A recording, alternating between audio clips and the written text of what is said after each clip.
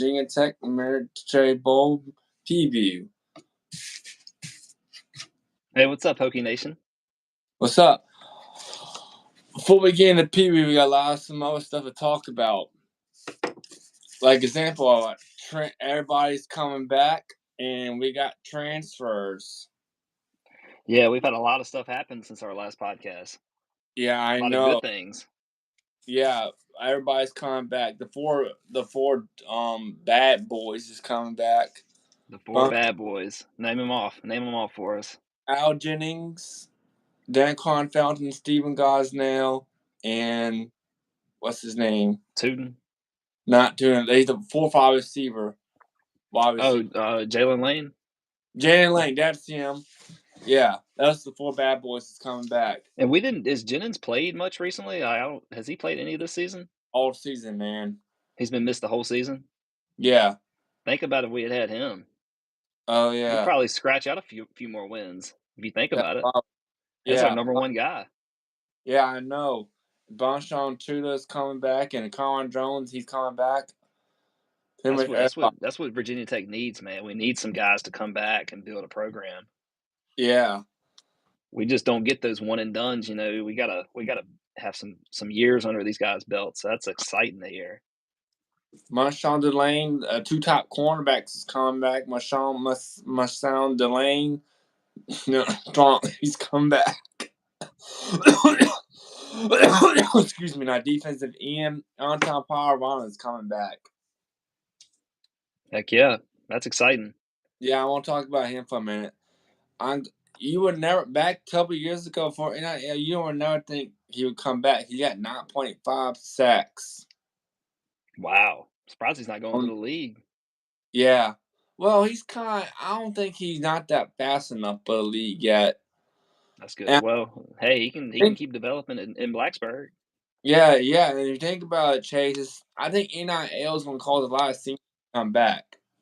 Yeah, I agree. Yep, because they can make that money for 4 years, and they're not guaranteed an NFL spot, but if they can earn money for 4 years, that's a good thing for college. And they play that senior, they could be ready for the NFL. Because if you had NIL back in the day, maybe we could have done something like if Isaiah, because we remember Bucky Hodges declared to the draft. Isaiah Ford draft. Oh, that year, that era of Hokie football, Isaiah Ford, Bucky Hodges, Cam Phillips, Gerard Evans, those boys would have made some good money, some real good money. And that was back when we still had Beamer. So, Beamer would have taken that to another level, I feel like. But, yeah, them boys would have earned some money. And they probably would have stayed longer. Cam Phillips was a senior. Nick came back. He did come back, but Isaiah Ford and Bucky Hodges left early, right? Yeah, and Gerard Evans. I believe in 2017, we probably won the ACC title game. Agreed. Yeah, because when Kelly Bryant was the quarterback at Clemson, he was when he played against Alabama, we know he got destroyed a little bit. Yeah, and that team back then that team was filthy. That we built up with Gerard Evans, that was a filthy team. It was. But hey, we're bowling this year, though. Yeah, I know. I'm glad we are bowling. And let's talk about these two transfers, man. All right.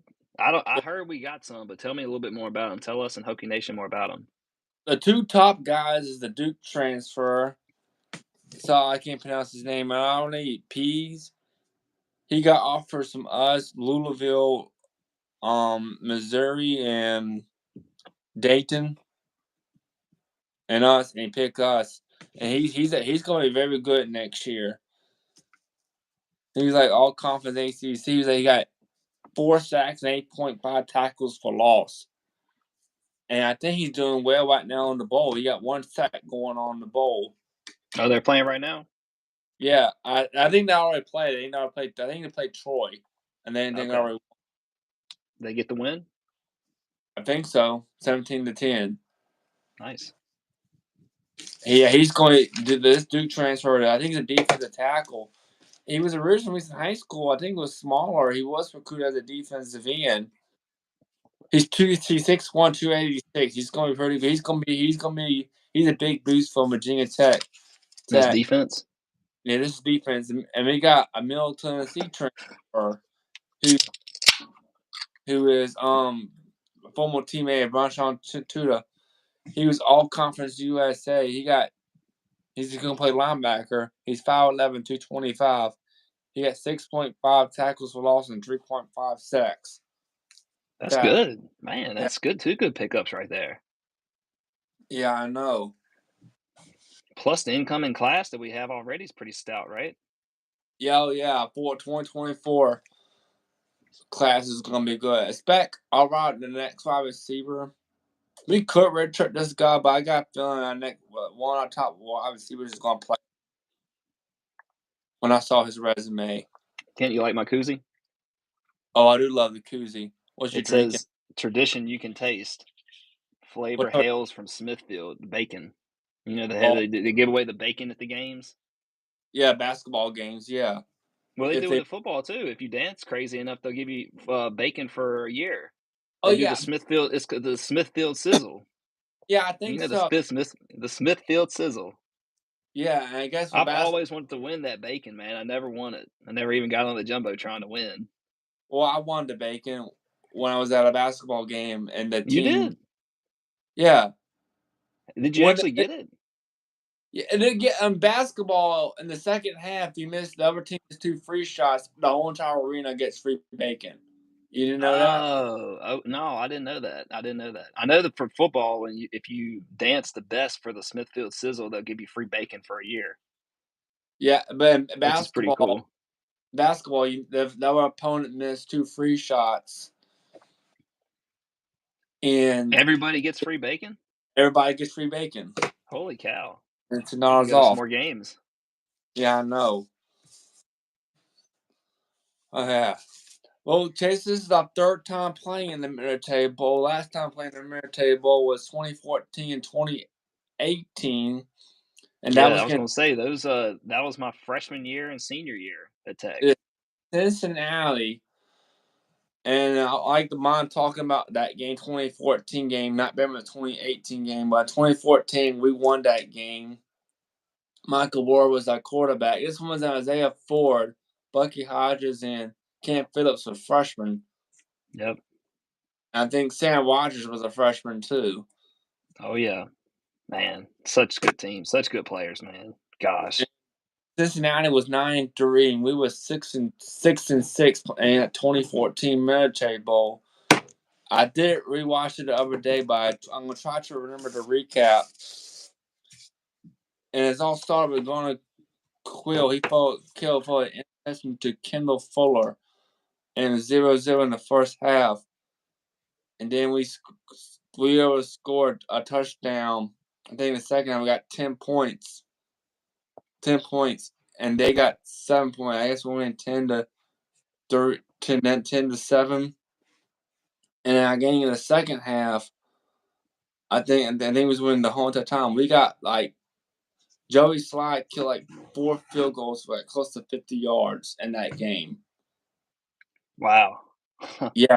I don't remember that specifically, but man, I know Joey Sly was killing it back then. And 4 50-yard field goals in a game, that's unreal. Could you imagine the fantasy points on that if that was NFL? Well, I think it wasn't 50 yards, but close to it. Well, still, I mean, even if it's over 40, between 40 and 50, those are really long field goals.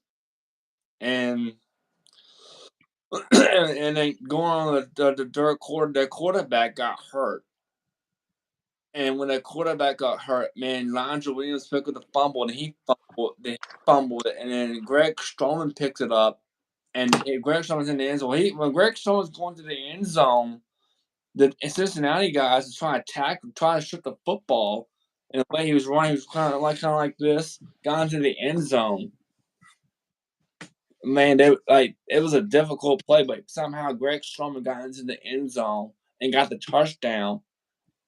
And we won we won the football game.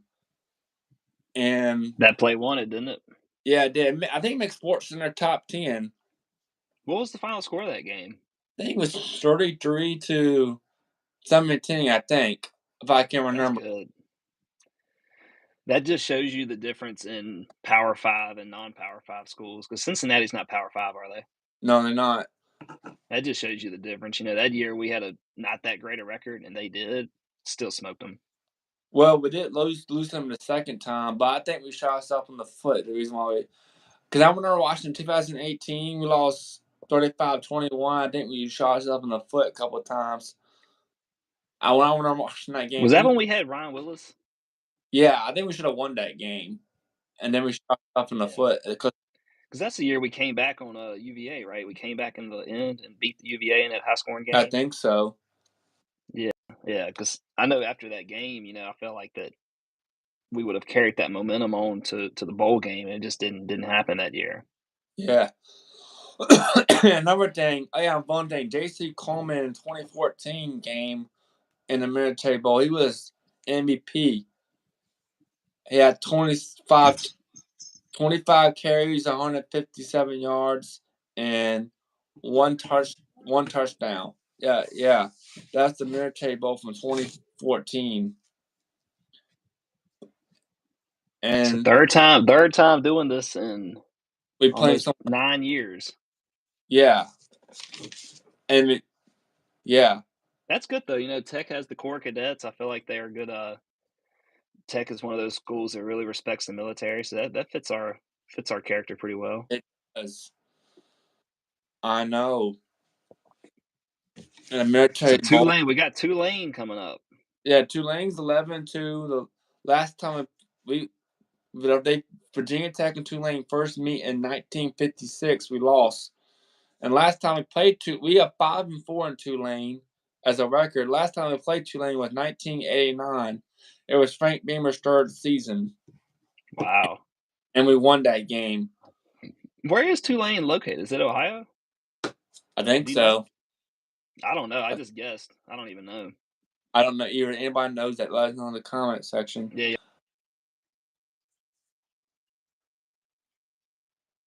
Yeah. They're located, it's like all I know. I've heard. All I know, they're in American Conference, and the nickname is the Green Waves. The Green Waves. I do like the color green, but we ain't gonna be rooting for them this game. That's for sure. We rooting for I think the they're orange gonna and green. ride their waves. Anyway, I think they're gonna ride the waves. By the way, we're gonna ride the green wave. Yeah. Anyway, Tulane, they're also maybe 11-2, but they are in a little bit in trouble. Their coach, Tulane's coach, they left. Tulane went to He Houston. left for greener pastures, a greener wave pasture. Yeah, the head coach is Will Ferris is his name, I think. He left. He left for the Houston job. Oh, okay. Some of the staff also left for the Houston job. Ooh, that's pretty big then. That's big. I mean, that's a pretty big little asterisk right there for this game. That's when your whole half your coaching staff leaves. What do you do? Well, the defensive coordinator is going to stay. He's going to be the intern coach. Mm. And that's not. That makes me wonder how their offense is going to be then. If a lot of their offensive guys sounds like they may be leaving. It's kind of bad to the top wide receiver also into the transfer portal. Is he going to play? No. Oh wow. His name he got.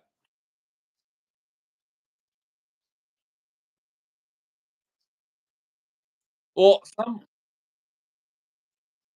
of our guys entered the transfer portal too. I forgot to mention that. That Conrad White, he entered the transfer portal, but he's going to play.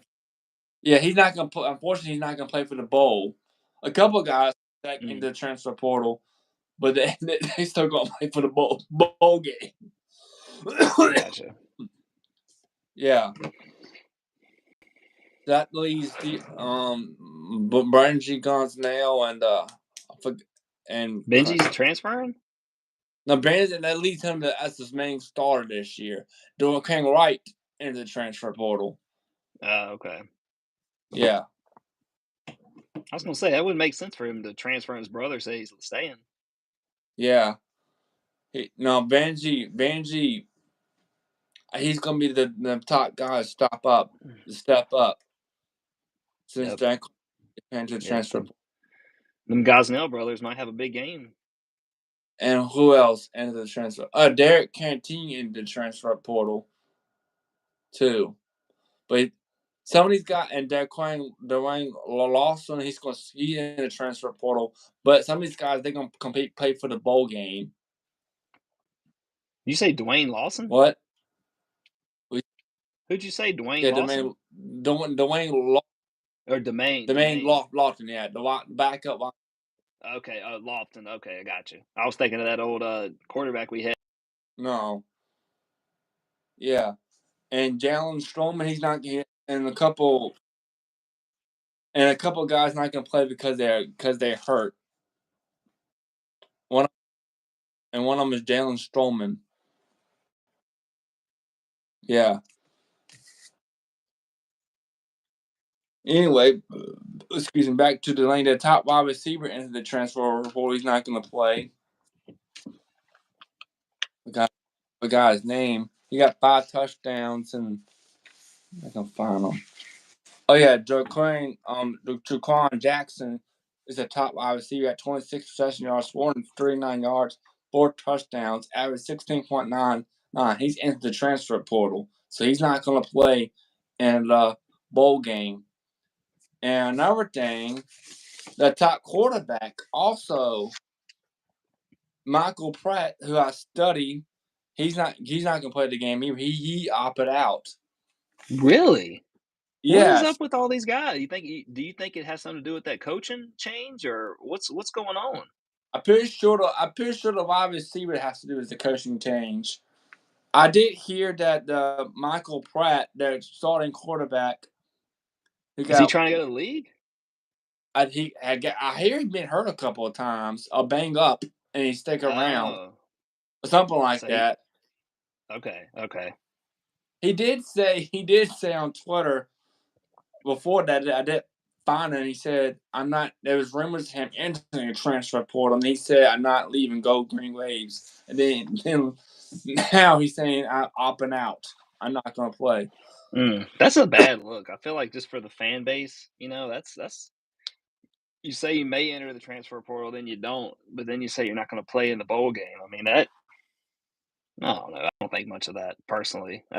Could you imagine Kyron Drones doing that? Thinking he says he's going to enter the transfer portal, then tells Hokie Nation he's not, but then he says he's not going to play in the bowl game. I think Hokie Nation would be upset. Oh yeah, Tulane fans, they got upset too. They should be.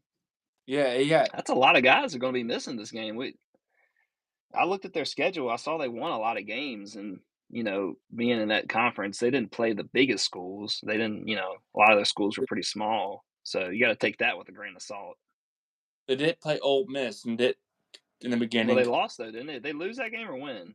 They lost that game 37-20. And guess the quarterback, he was a 185 completion attempts, 65%, 2,040 yards, 22 touchdowns, and 5 interceptions. He didn't play in that pretty game. Good TD to interception ratio. Yeah, he didn't play in that game because he was hurt. Okay. Yeah, he missed 2 games. Yeah, so at least that backup quarterback who didn't do that well against Ole Miss, Kyle Cooper. See here. Kyle Hopper, I think his name. He was 34 of 62, 50%, 485 yards. That's combined 2 games, 3 touchdowns and 2 interceptions. And he did not do well against Ole Miss. So that's who we're facing. Yeah, we're facing the backup quarterback. He played 2 games early in the season, and the main quarterback opt out. Gotcha. Okay, so that's good. That's good news for Tech fans. I think Tech fans should be a little excited for this. Sounds like the game's in our hands as far as to win. We just can't take it lightly. It's not you want to be one of those games where you look down on the opponent and then you let them come back and stay in the game or win. Still got to take care of business. I'd love to see a blowout. Me too. I don't think James Madison is not being Air Force. Say that again? I don't think James Madison is not being Air Force. They're not winning? Yeah, last time I saw. Syracuse and Central Florida. They use Syracuse. They play Central Florida. I think you're right. That was a horrible game. That was Thursday night. Syracuse didn't score a point. Both teams were 6-6 too, and they got the butts kicked. I know, and the team Syracuse played beat them by over almost 40 points. Yeah, it's like you just play a bad. It's like opening season. Yeah.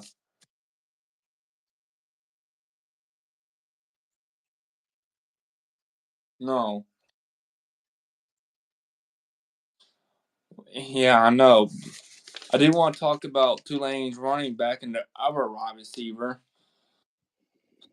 The running back name is Micaiah Hughes. He's a pretty good running back. In game one, he had 8 carries at 41 yards, and game two at 23 carries and 192 yards. Excuse me, 1 touchdown. Game three for 14 carries, 83 yards. Game 4 at 5 carries and 29 yards. Game 5, 23 carries, 2 touchdowns, and game 6, 26 carries, 130 carries, 1 touchdown. Game 7, 26 carries and 121 yards, 1 touchdown. Game 8, 23 carries and 153 yards. In game 9, 25 carries and 100 yards. In game 10, 19 carries, 101 yards, and 131 yards, getting 1 touchdown. Game 11, 29 carries, 72 yards, and 1 touchdown. Game 12, 165 yards, 28 carries, 1 touchdown. Game 13, 11 carries and 44 yards, and all together 20. Hey, Kent, you know we had a comment on the live? What did he say? They said Tulane is out of New Orleans. Oh, New Orleans. Thank you, man. Thanks for the comment. Leggett Moore said it was New Orleans. So appreciate that, Leggett. Thank you, man. Go Hokies. Yep. He's a UVA grad, so shout out to Leggett for still tuning in. Oh, he is? How do you know? You know him? He's from Halifax. I played golf with him. We played on the high school and middle school golf team. Oh, thank you, Leggins Morse. Yep. And all together, Malachi Hughes. Sorry, I didn't mean to interrupt you, Kent. My bad. That's fine. All together, Malachi Hughes had 244 carries and 1,290 yards and 7 touchdowns. Not bad season. Not a bad season. That's going to be bunched on to the counterpart. Mm-hmm. You expecting a big game from Tootin? Yeah, I'm expecting one. A good one for Barnshon too. Yeah, I'm expecting he'll get over 120 yards rushing at least. Yeah, I know. Yeah, I feel like he's been waiting on this game. You know, I don't know. It's in my gut. I just feel like he's gonna have a big game. Yeah. Him and Drones I think him and Drones rushing. I think it's safe to say they'll probably pull close to 200 total. We didn't get an announcement by Malachi Thomas, but he might be coming back. I don't know. There's rumors that as Bonshot Tuna came back next year, he might enter the transfer portal. There's a rumor. Yeah. That's something we're always going to have to deal with in today's college football world. Yeah, I know. But heck, it is what it is. You go through the portal and get players ourselves. That's right. Sometimes the grass isn't always greener on the other side either, you know. I feel like that happens a lot. Yeah. And other wide receivers, Key Lawson. Game 1, he had 4 receptions, 98 yards, 1 touchdown. Game 2 is 5 receptions and 100. I'm skipping that one because I accidentally made a mistake. Game 3 had 78 yards, 4 receptions. Game 4, 4 receptions, 77 yards. Game 5, 3 receptions and 54 yards, 1 touchdown. Game 6, 2 receptions, 17 yards, and 1 touchdown. Game 7, 5 receptions and 78 yards. Game 8, 2 receptions and 22 yards. Game 9 was 3 receptions, 77 yards. Game 10, 1 reception, 6 yards. Game 11, 12, and 13, and he didn't do very much. Through the full 2023, it was 33 receptions, 599 yards, 7 touchdowns, average 18.2. So that's the other wide receiver that Tulane got. He sounds pretty good. He sounds like a good 1A receiver. So he'll probably have a really good game since he'll be the top guy. But hopefully we recognize that and cover him really well and make the other guys make some plays. I know. I'm looking forward to it. Me too. Excuse me, Chase. I'm looking. I swear I had notes about our defense, some of their defense. Must have dropped it. You're all good. Paper or something like that. While we're waiting, or while you're looking, what's the we play the 27th Wednesday? Monday, not the 27th, 2 p.m. ESPN. So that's because Christmas is Monday, so Wednesday at 2 p.m. Yeah.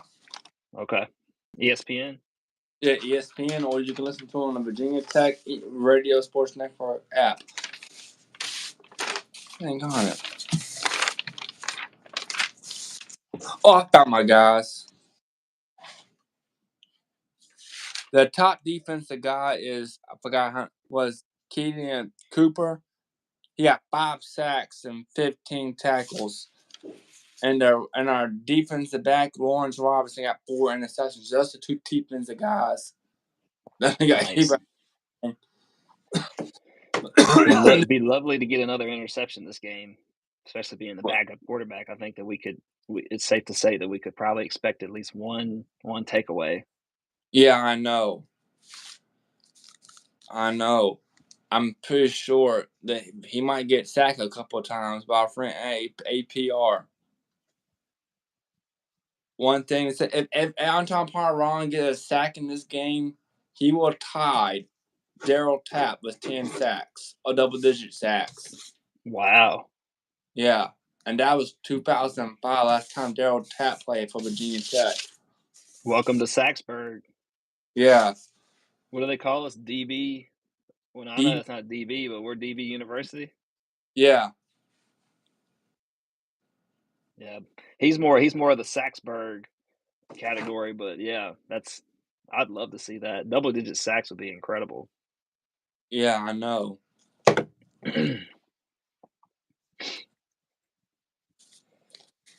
Yeah, man. Well, I didn't do a ton of research on Tulane, but I did look at their schedule, and I know I mentioned earlier, they had a lot of wins this season. They did. But the teams just didn't seem like the caliber that we played. Yeah, I know. They probably score 20 points, and this other team scored 17 points. I think I saw East Carolina. East Carolina was a bigger team. I saw that. I recognized. East Carolina's bad. They have one. They won in 8. Really? Yeah. East Carolina's not been good since they fired that coach after 2015 season. Gotcha. I know. And they beat us that year too. 2015, yeah, they did. One of those years, because I know we played East Carolina a couple years in a row, and they beat us one year. They had some crazy good receivers. Yeah, 2014, 2015, we lost. Did we lose both years? Yeah. Man, yeah. That was one of my first home games I went to. It wasn't my first, but it was my freshman year. I remember going. I was just blown away at East Carolina. But 2014? Yeah. Yeah, I did 2014. Because one of them was away, right? One was I think one of them was at first game that we upset 35-21. Yeah. That's when Diamond Ronnie scored that touchdown, and we won the football game. And then the second game, Tech fans was riding in the street in Columbus, and when we thought we were gonna have this team back, well, the next turned out Ohio State was an off guard game. The next game we lost 28-21. Yeah. And in East Carolina, after they fired the coach, they fall apart. When Tulane played East Carolina this year, they only scored 13 points. They scored 13-10. Wow. Yeah, I'm expecting a pretty decent win for us. I really do think that, especially given all the additional factors of all these guys missing a lot of their starters. I'm expecting a solid win because we still have something to play for. I think the guys still have a chip on their shoulders. They just want to get as many wins as they can. So I don't expect our guys to take this game lightly, even though they know some of the stuff that Tulane's going through. I think these guys are going to come out there and just want to punch them right in the face and just jump on the board, play good defense, get them 3 and outs. I think we'll run up that score pretty quick, and you may end up seeing some backups come in. Yeah. But that's my prediction. I'm a little biased. I might be a little bit biased too, but you're not biased, Kent. Yeah, I know. No, I'm kidding. We're both a little biased, but that's okay. We're supposed to be. Yeah, I know. I'm pretty sure I bet I predicted Tech to win every single game this year, but they didn't. No. I predicted Tech to lose one game this year, and that was against Marshall. Yeah, you're right. You're right. I thought didn't you predict us to lose against Louisville too? I predicted. We didn't do the PB on LSU Florida State because you got something to do. I did that on my own. Okay. And it wasn't a worker live; it's a regular video. Gotcha. I didn't do a prediction. I said play cards right, we might win. Louisville, I predicted Tech to win. That was a gamble. I don't know why I did. I should pick Louisville to win. But what's the deal with Florida off Tech? Like, what's the deal with, you hear what happened to Florida State? Are they going to try to sue the ACC and lead the ACC? I haven't heard about that. Yeah. Why? Because of this year's college football playoff thing? I don't think so. I haven't heard why. I didn't know that was happening.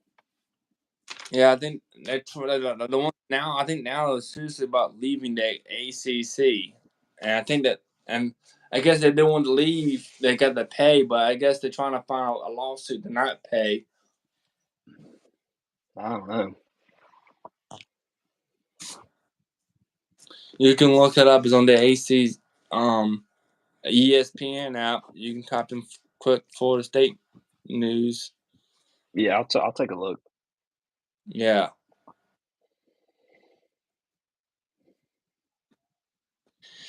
Anyway, you want to do some score predictions? You got anything else you would say? You go first. Okay, yeah, I don't have a lot to add. I mean, I'm just expecting. I kind of probably sound like a broken record, but I'm expecting an easy-ish win. I think the Tech will come out and take care of business. I'm expecting the offense to be really solid, and then the defense, I think, will really have a good day. Just due to the sheer fact that so many backups playing for Tulane. But I still think that they would come out on fire either way. I just think that this team is playing with a chip on its shoulder.